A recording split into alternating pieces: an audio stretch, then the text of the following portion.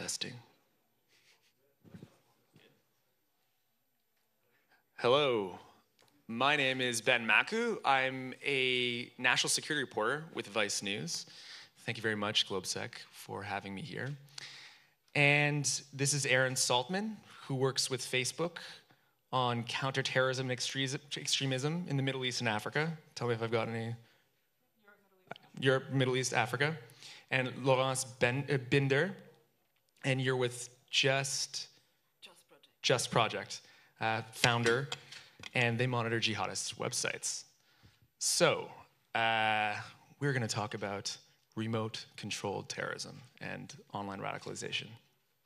So, just to start this off, because I think it's important that we actually define what that means from a very basic level. What's the difference between, let's say, a lone wolf actor who is inspired versus an operative that is activated?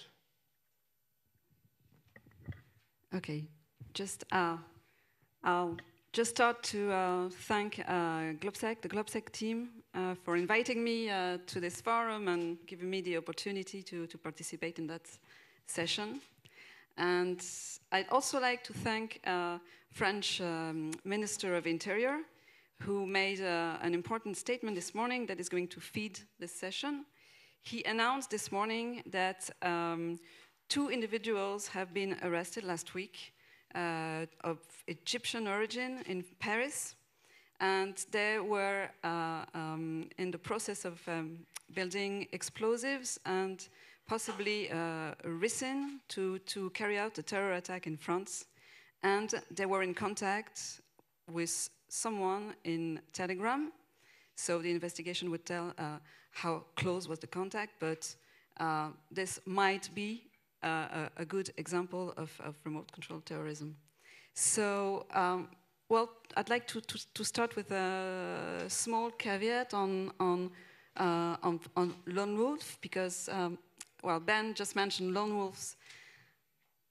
There is a good way in French to define lone wolves. In French, you say loup solitaire for lone wolf, but we say loup solidaire, which means solidary wolf. And it reflects the fact that these people are not so lone, and that usually investigation show that they have some kind of links with groups, with other individuals, with the radical milieu. And the first example of that was Mohamed Merah, who carried out an attack in 2012 against French militaries and Jewish children in a school in the south of France, in Toulouse. At first sight, he seemed to operate alone, but the investigation showed he had lots of contact in foreign countries, and also in networks in France, in Artigas. In fact, he was in contact with some people that later emigrated to Syria and Iraq, including Fabien Klein, who has a prominent role in ISIS media, and who was the person that recorded the claim for terror attack in November 2015 in Paris. So this is lone wolves are not so lone. And if I try to define remote control terrorism, in fact, if we try to schematize 3 categories of terrorism, but it's simplified, but there is the planned terrorism, organized terrorism in a logistical way, with operatives that are dispatched from the ground of operation. Then you have remote control terrorism, where people operate and have contact and guidance from people maybe in Syria and Iraq through the web only, through the internet only. And the third part would be inspired terrorism, which would mean that people have not so many links with ISIS operatives. But we're probably going to expand on the fact that it's a continuum, and it's very difficult sometimes to see where contact stops and guidance starts. Right, it's that whole sort of debate around ISIS-inspired or ISIS directed? Because that always happens right after some of these attacks. It's ISIS will claim it, but then I think society's perspective on it is that it was this kind of sleeper cell that was directed, and it's not always, it's more complex than that. Aaron, how did ISIS change that? Well, I mean, what's really interesting about this sort of decentralized lone attacker philosophy is that it started many years ago in white supremacy movements. It actually did not necessarily originate, and a lot of the lessons learned have crossed over between different types of violent extremist networks. They've learned from each other. But I think the game changer when we look at things like what it is to be a member of a terrorist organization, that definitely changed with Daesh or ISIS, because state building is a different type of recruitment than militant combatant building. And so when we saw what is the ask, what is a terrorist organization asking of its members or asking of recruits, that was obviously hugely broadened with the formation of a caliphate, an actual territorial space to create this utopia building. So that was partly the call to come and build a society.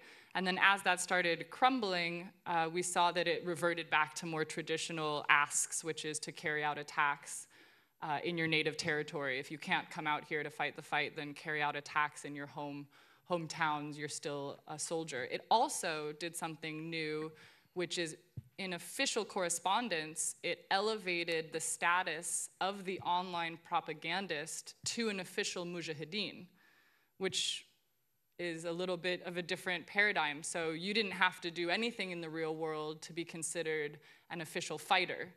And so that gives a lot of questions about, well, what does it mean to be a member of a terrorist organization? What does it mean to be operationalized? Where is your activism going, even if it's not in the physical real world space? And there's a legal question to that too. At what point is somebody a member of a terrorist organization and convicted for that participation? Yeah, definitely. I heard of propagandists for ISIS that were given the role of essentially emirs. They were given the same rank as like a general because they were just really good at the internet. And some of these guys were just 23-year-old people from Calgary in Canada.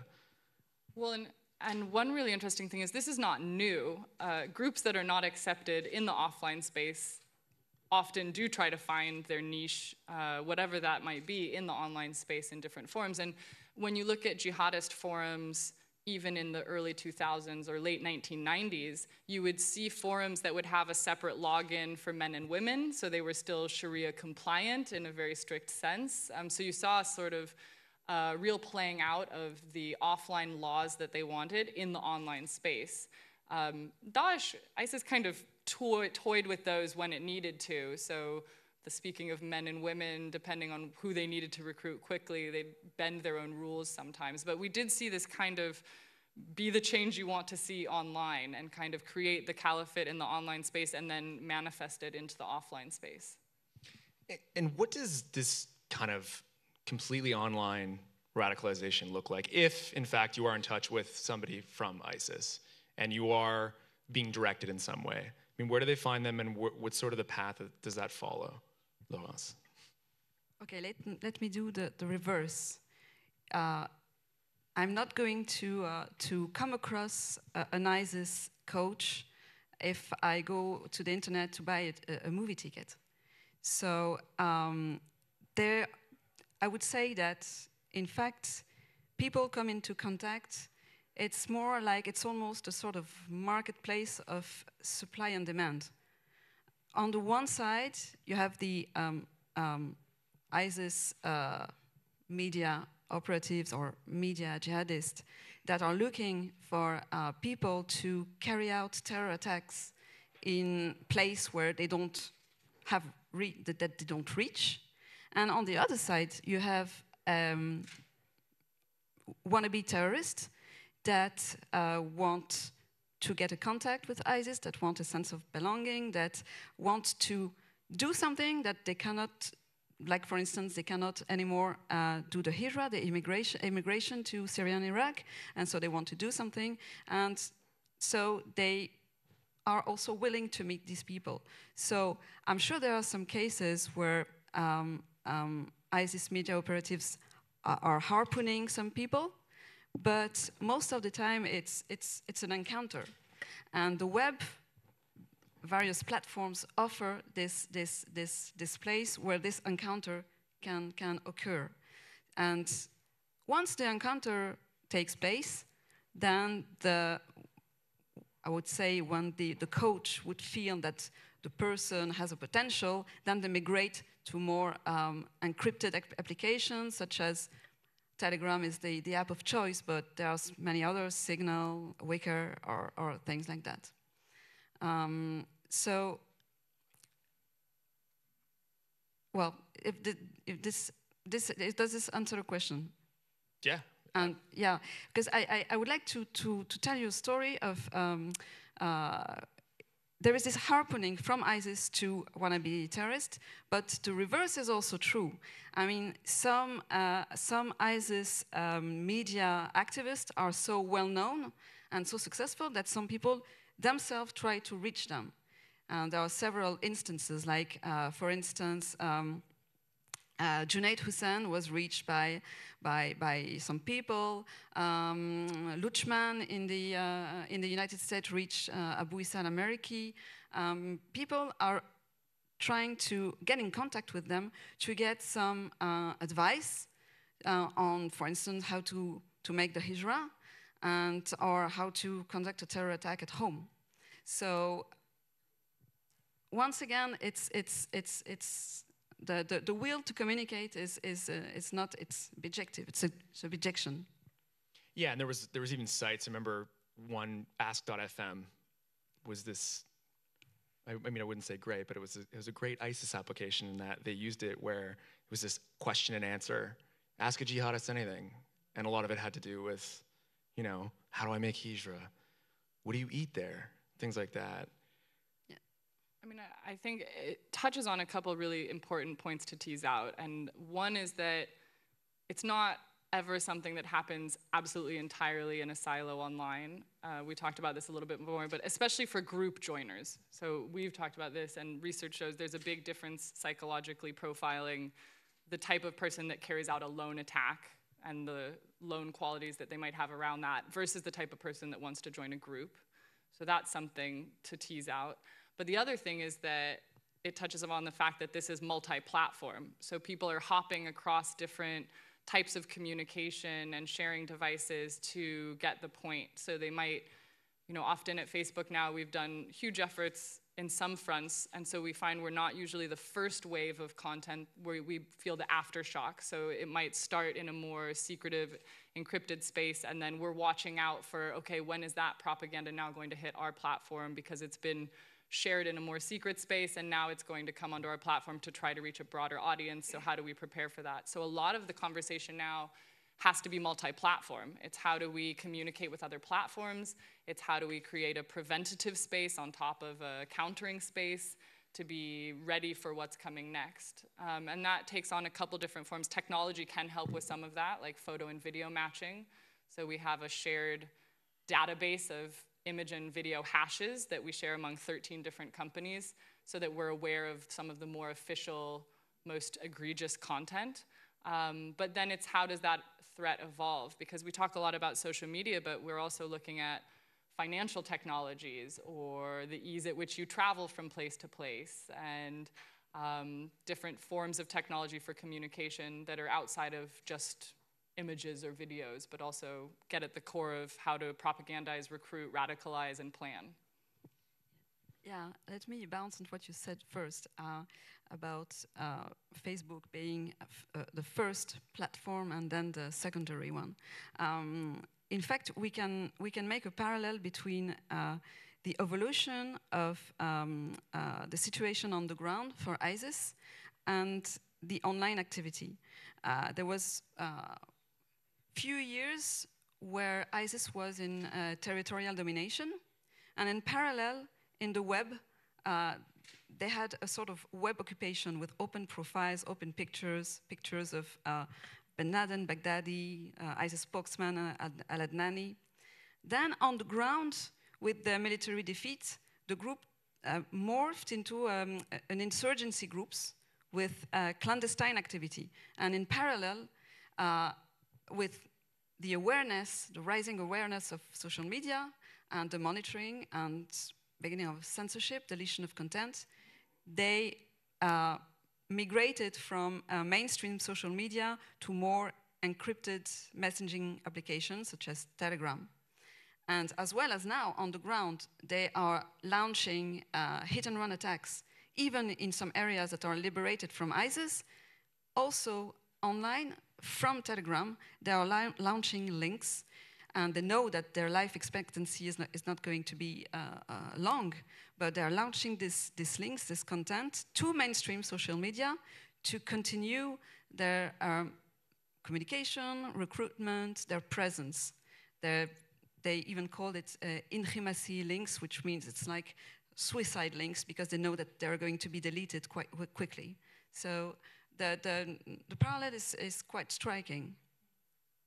I mean, and even I remember seeing in 2014, before the U.S. government had gotten involved in airstrikes in the caliphate, that, you know, at first they were using all open media platforms, but the minute that started, it just became, that's when they started to research and understand these more encrypted networks. Yes, exactly.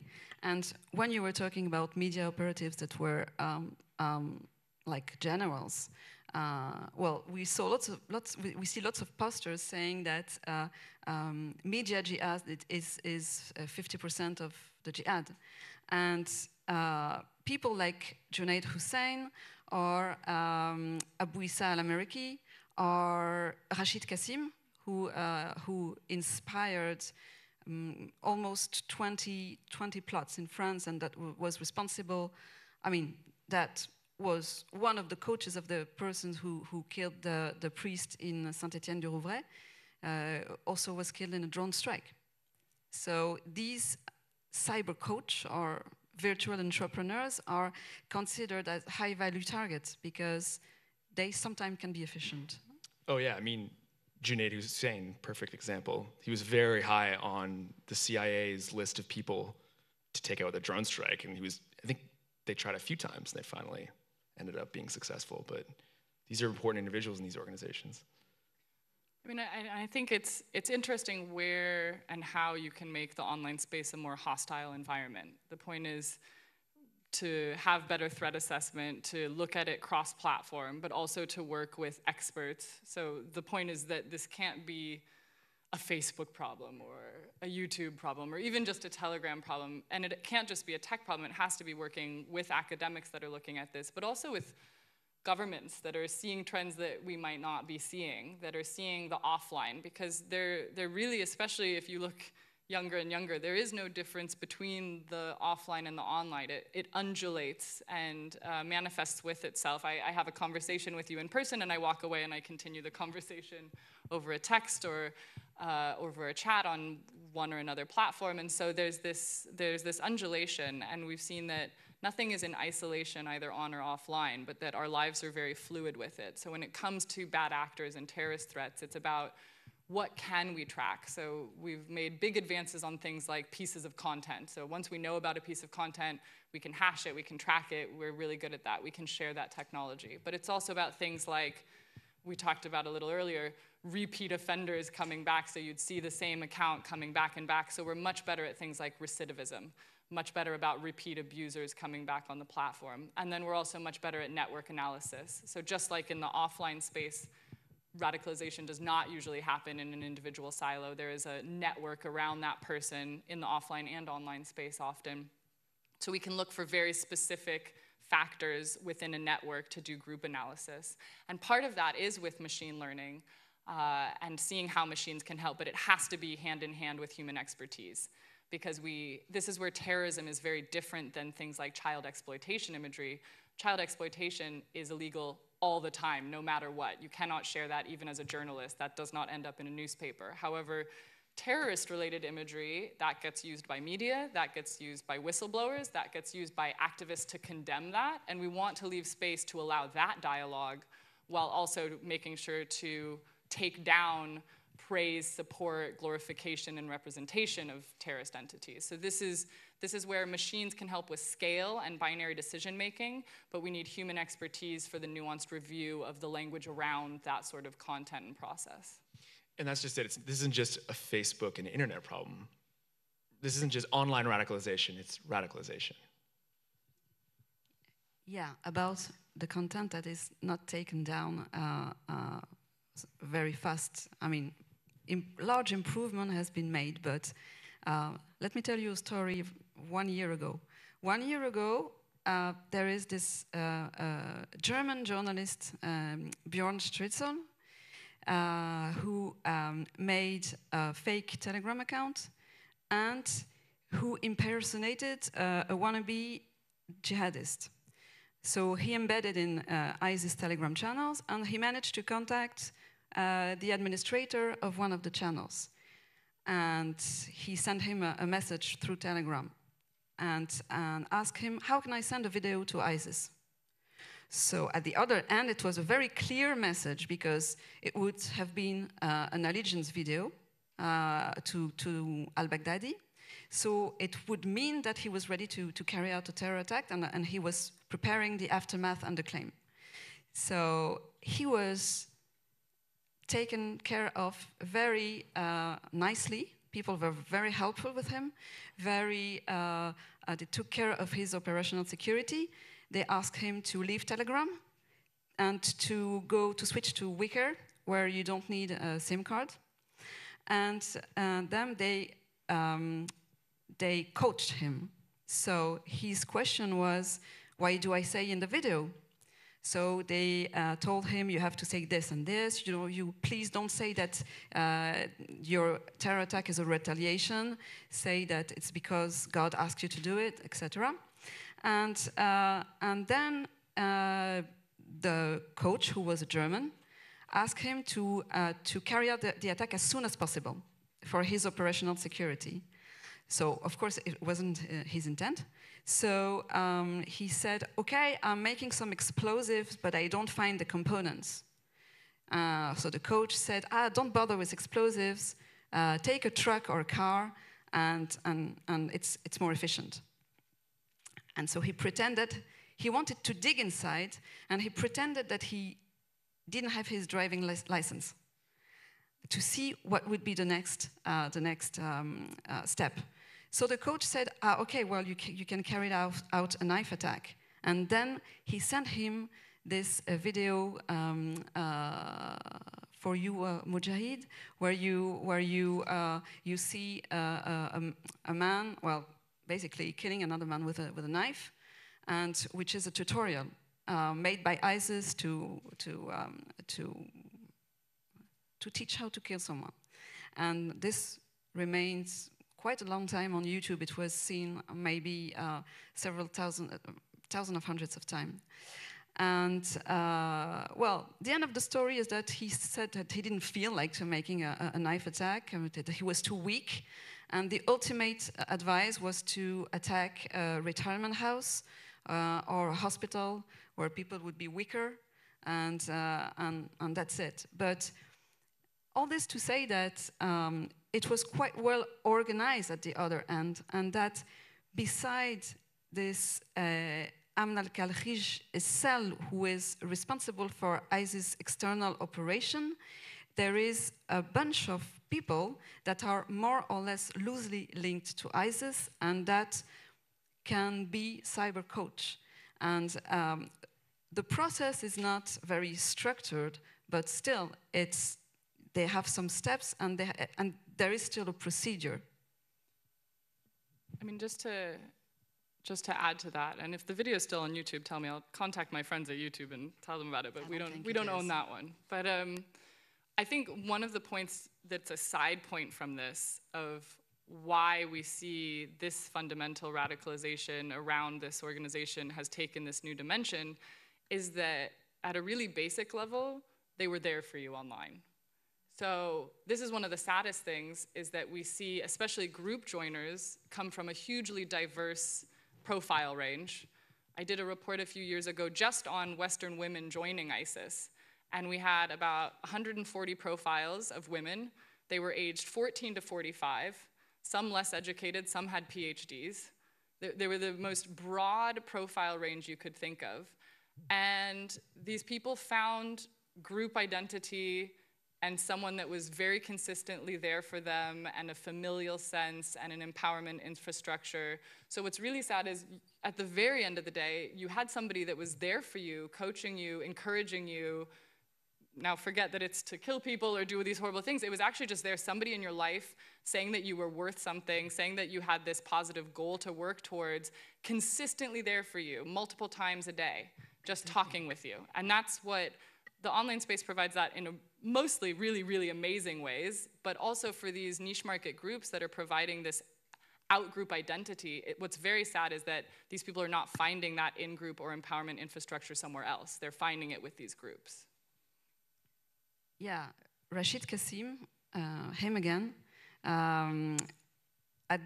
During the summer of 2016, was extremely active on Telegram. He would send several messages per day, audio message, and he would incite people, telling people that they would be worth something if they do something, that they should be ashamed that people are dying in Syria and that they are comfortable. He was using a very strong expression. He said, you are comfortable in the belly of the beast that is feeding you. So he would address people, he would make them feeling guilty, not to act. And he would incite, take a knife, go kill your neighbor. And so he would send dozens of messages. And this Rashid Kassim, beside these messages, managed to put in contact several people. He managed to put in contact Kermiche and Petitjean, who were responsible for the Saint-Étienne-de-Rouvray attack. It was through Rashid Kassim that they were put into contact. He gave his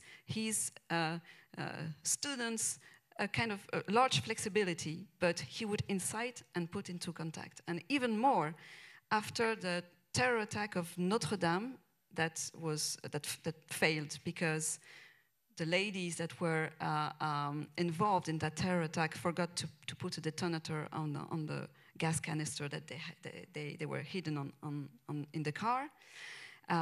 They escaped the police, and it is through Rashid Kassim that one of the girls found a safe place to escape the police for a few days, because the police eventually found her. But even in the aftermath of the attack, the coach can be here, and the coach would always be here for you.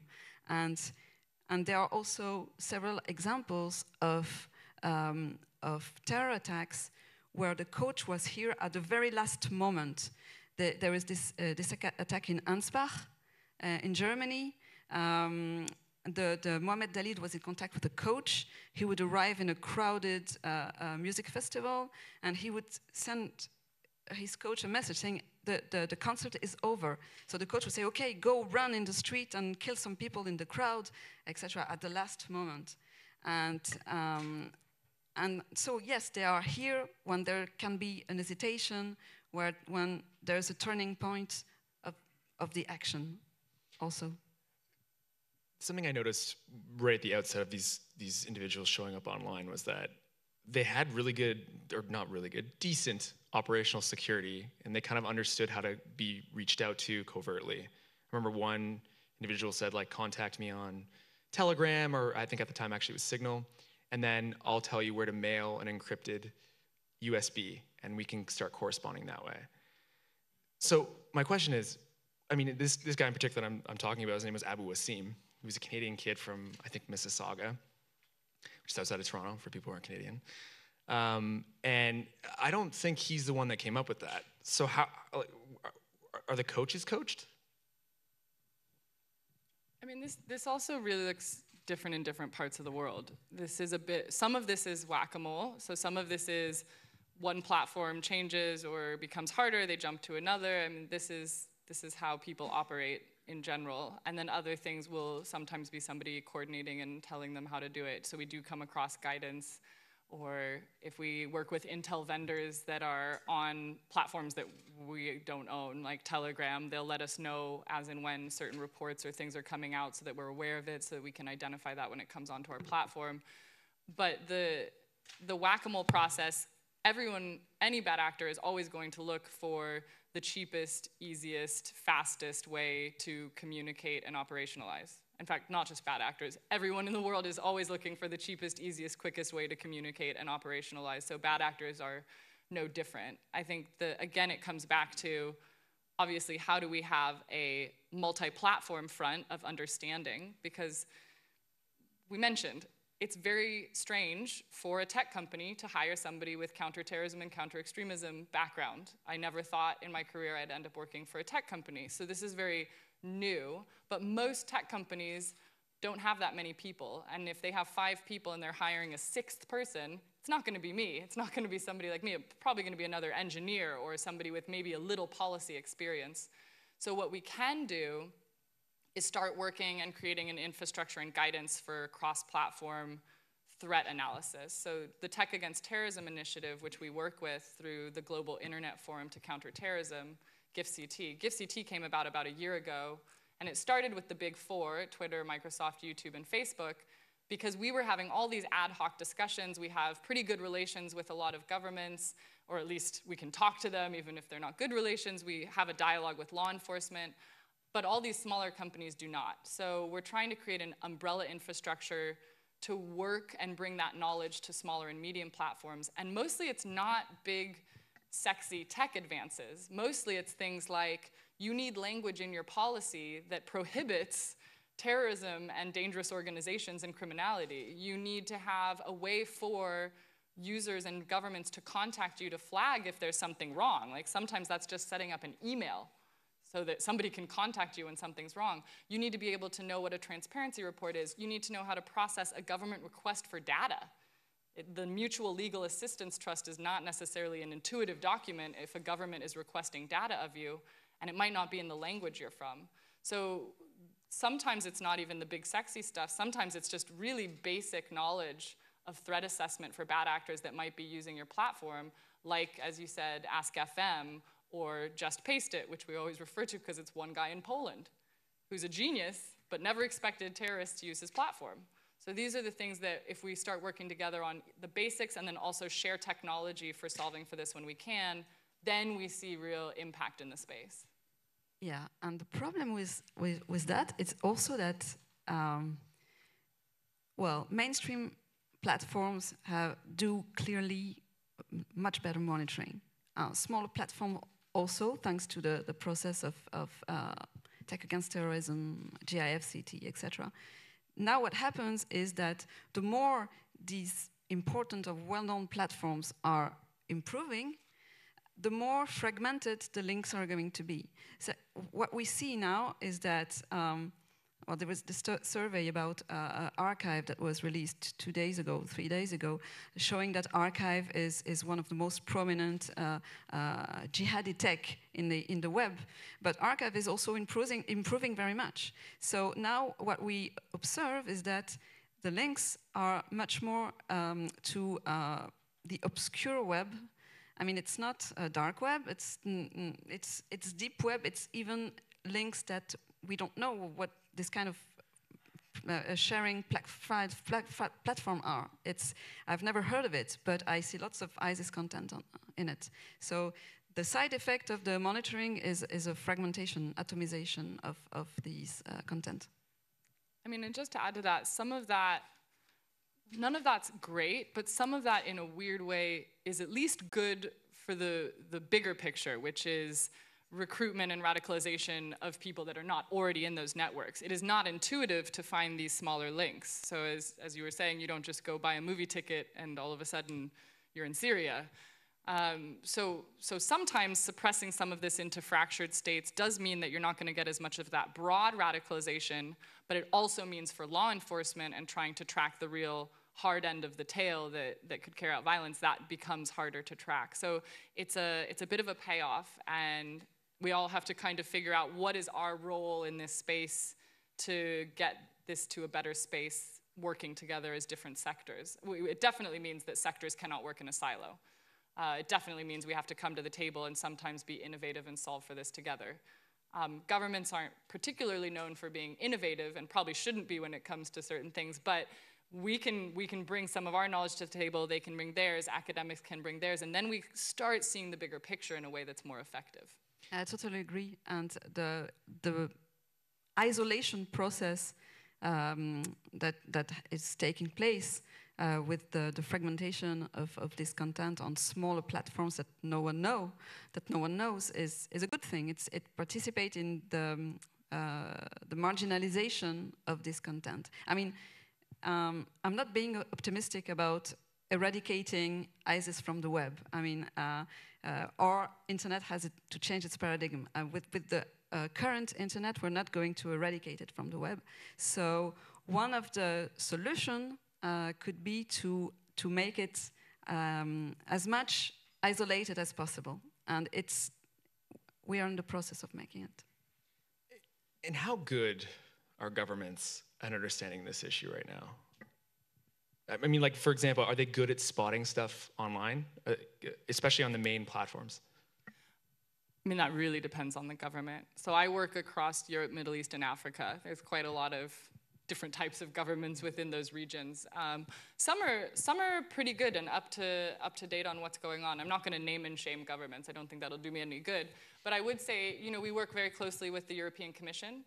I would say that as an infrastructure has been really interesting to really push governments, really push industry to have more proactive by industry, for industry efforts. So I would say that because of dialogues with governments within the European Commission, that's part of the reason why we ended up building the Global Internet Forum to Counter Terrorism. It was no longer sufficient to just have ad hoc dialogues with the people we already knew and trusted. I would also say that some governments are not so good at this. And I do worry when it comes, I know we're on the precipice of talking a lot about, and in this context, about regulation, and we're definitely not anti the total concept of regulation. We definitely would benefit from some guidelines and assisted infrastructure with governments kind of helping us tease out the gray within this space. However, I do worry when that legislation is potentially in ignorance of how the online space works. We have seen policy go through that just doesn't actually comprehend the Internet of Things.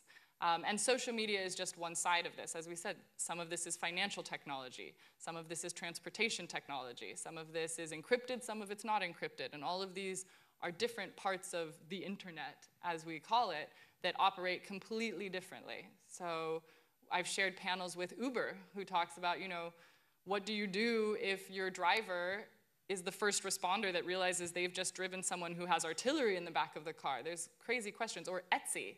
Etsy is a cutesy online shop where mostly people buy flower crowns, but also realized that neo-Nazis were selling Hitler paraphernalia and ISIS was trying to sell historic memorabilia from Syria to Western audiences. And they're like, we usually deal with fairy crowns and glitter, and now all of a sudden we're having this on our platform. So this is where, this frontier, we don't have to reinvent the wheel, but we need to bring some of our other knowledge into the online space so that there's better infrastructure around it. Yeah, I would say that, I would say that instances in the government have an heterogeneous knowledge of what is happening online. Obviously, with today's announcement, the French government managed to identify people on Telegram, but I think that the instances that are in charge of that remain very discreet, and it's necessary to remain discreet. That's an issue. Yeah, I always found it was more, I guess, domestically, federal policing agencies has gotten better, but at the point of 2014, in terms of their literacy on these kinds of networks, I feel like what do you think about not even that the government has to understand it exactly as well as Facebook does, but just bringing the literacy up of the actual applications? So I was really pleased in one of the morning conversations I had that GlobeSec was really looking into the concept of creating a sort of program to train practitioners and law enforcement around terrorist threat and innovation, and one part of that would be the online side and what's possible and how that works. People are getting more and more literate in law enforcement, but we still have incidents where somebody just doesn't know how to report something. It doesn't seem intuitive to them. It's probably more intuitive to a 16-year-old than it is to somebody that's been 20 years in a police force, and that's completely just because of exposure and being online and being in the space. So I know that we go out and we have law enforcement teams that do training with Europol, Interpol, local police forces, but it is quite sporadic, and it would help. No pressure, GlobeSec, but I would love to see a better infrastructure and umbrella to insert our knowledge into that could train practitioners on the ground around best practices, around threat assessment online, and the tooling available to them to report things and have it reviewed quickly. Because internet referral units exist in some countries but not in others, and there are ways to expedite just review processes so that we're aware of different things going on our platforms. Yeah, because I think too often sometimes you'll have federal agencies, when they don't understand it and they see Facebook or Twitter or a journalist has information, they'll just be like, give it to me. Well, there's the MLAT process. There is the Mutual Legal Assistance program, so you can't just get data. There is a lot of really good legal, tenuous but legal infrastructure for getting data, and I think that is important, especially to consider privacy and surveillance laws as well as human rights laws when getting data. But it is a little bit different. We discussed a little before. It's different if we were to uncover credible threat or real-world harm. That's something we would want to proactively surface through law enforcement. So that's the only time there's a difference in expediting data. But it's different if government entities want to flag content to us, saying, listen, this is a profile that should come down, or this person was just arrested. We don't always know who's been arrested or who's carried out an attack. Knowing names quickly makes sure that we can help surface and find out if there's any information we can help with in the case of a crisis or an attack. In the case of France, a structure was set up whose name is Pharos, and they are in direct contact with, main platforms, Facebook, Twitter, YouTube, Google, and so to make the process of deletion faster, definitely. So they have a team of 25 policemen, and they are working all the time with social media. And about transmission of sensitive data, there is now this request from European Commission to ask the social media platforms to give information faster. I think that, but correct me if I'm wrong, currently you have to wait something like 10 months to get information, and then they want to reduce this time to a few weeks, and for emergency to a few days. So I think it's in the process of being implemented, but... Yeah, and that's when there's about 40 lawyers in a room talking about this. That's the difference in working for a private tech company. But that's also not just a social media question. That's really, what do you do with US-owned companies that are dealing in other countries? So it's really a conversation between the US and other government structures to be able to expedite that, because we agree, you know, if there's a court case pending and there's this horrible bad actor and there's data that would really help in the case, then we're not trying to hide that away. We're not trying to harbor bad actors. Nobody wants terrorists on their platform, and nobody wants to think that they're stopping a terrorist or violent extremist or pedophile from being imprisoned. You know, let's expedite that process. So that is a tedious legal process, and I think it'll make great gains if we can expedite some of those through just some trust agreements between the US and other companies. So let's get some questions, but first is there anybody here from the GlobeSec Youth Leadership Forum? So I get a question from somebody there. Yeah, right in the front. I don't necessarily have a question. Oh, okay, any questions from that group? No? Okay. Actually, do you mind directing? Because there's a lot of, I'm just pointing right back there behind. There you go. Hi, good evening. My name is Abdul Hakim Ajujola. I am commissioner on the Global Commission for Stability of Cyberspace. I also happen to come from Nigeria. Erin, it does seem that there is some level of censorship, and I think many of us would agree some level of censorship is required. But the challenge I have is who should do that censorship? Should it be some kind of government agent, or should it be some large California-based organization? So maybe it's something you might have some input on. And then Lawrence, thank you for the stories and the input. They're very useful. In my region, we have a challenge with Boko Haram. And one of the things that's always baffled me is that I live in an environment where it takes forever to download video from Facebook or video particularly from YouTube. And yet, Boko Haram, that operates in basically a low to zero bandwidth environment, can actually upload 59-minute videos. I mean, do you have any sense of how these organizations actually do this without infrastructure, if I may say? Thank you. Okay, so, well, I'm going to start with a little context. And one is that over 85% of Facebook users are outside of the US and Canada. So we cannot say that our policies have to be based in California. And also, increasingly, most of our hires are very global. So my team, I'm based in London to cover Europe, Middle East, and Africa. We can't wait for California to wake up if there's something in my time zone. But I also have a colleague in Singapore who is a specialist in Southeast Asia and Asia Pacific terrorist-related networks, because they look very different than the networks that are operating in my region that I cover. And I cover a very vast region. It's obviously a huge difference between European trends and trends in Africa and trends in the Middle East. So a lot of this policy is increasingly global. I have to take calls at 11 p.m. sometimes because that's when somebody else is awake, and sometimes at 7 a.m. So it's really trying to create less and less of a California-centric view on our policies.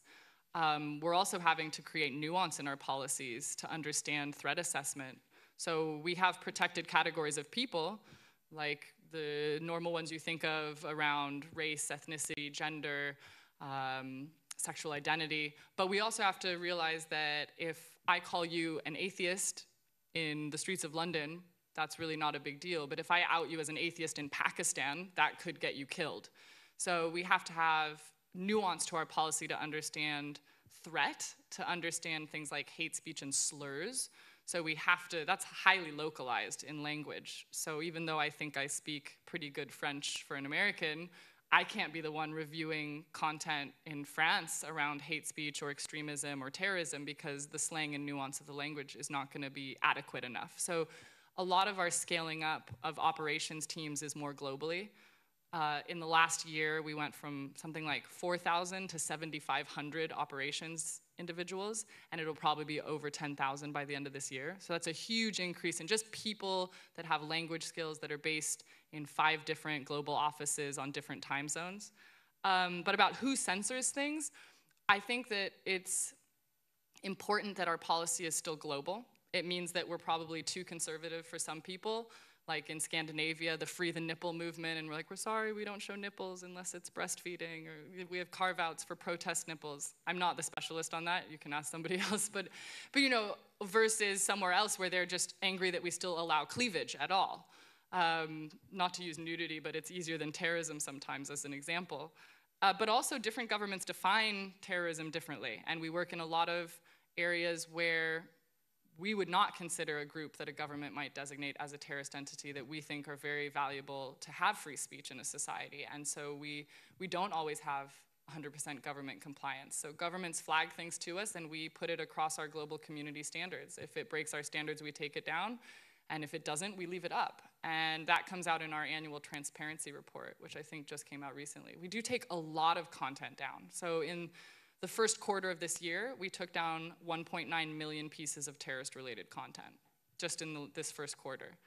Now that's a small fraction compared to things like spam and pornography, which is much more than terrorist-related content, but we do a lot of proactive takedown.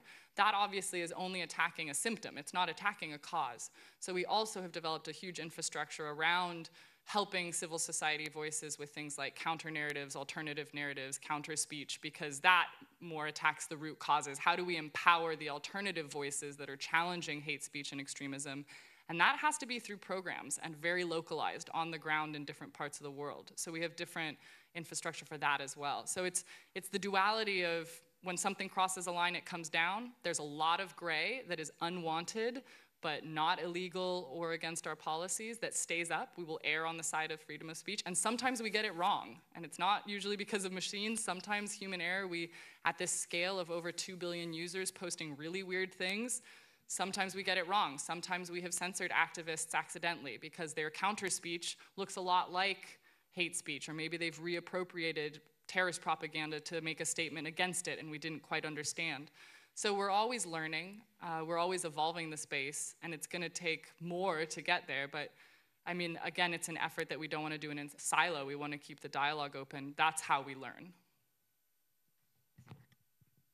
Yeah, it's a very interesting question because, for instance, we see very often a delay in the release of the video of African groups versus other videos.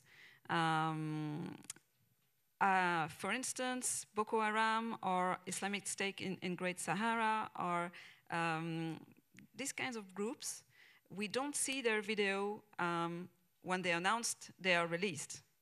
I'm thinking of a special video that was the the attack against American militaries in Tongo Tongo. This attack was claimed by ISIS in Great Sahara, and they talked about a video, and nobody knew where the video was. And in fact, it was sent to a news agency, and later on, but much later on, a few months later, it appeared on Telegram and on social media. And so there is this, I think, systematic delay, and it's also true for Boko Haram.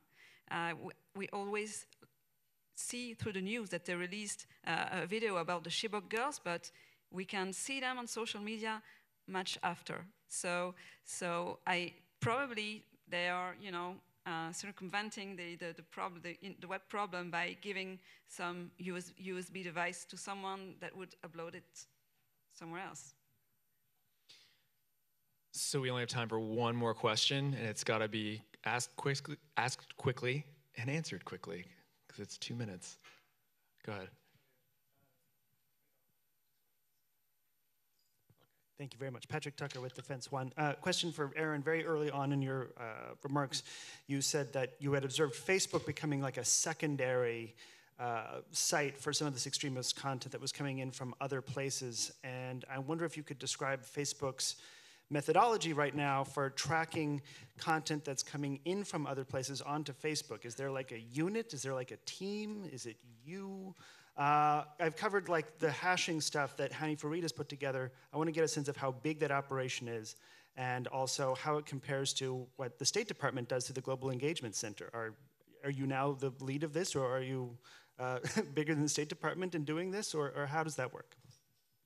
No, I will humble myself and say I'm not bigger than the State Department, and I don't do this all myself. I should get a raise if that was the case. But no, the method in tracking, first of all, we do things like black hole links. So if we know about a link that's been shared on Telegram, but it's being hosted on another site, we'll black hole the link so that pops up and can't be shared.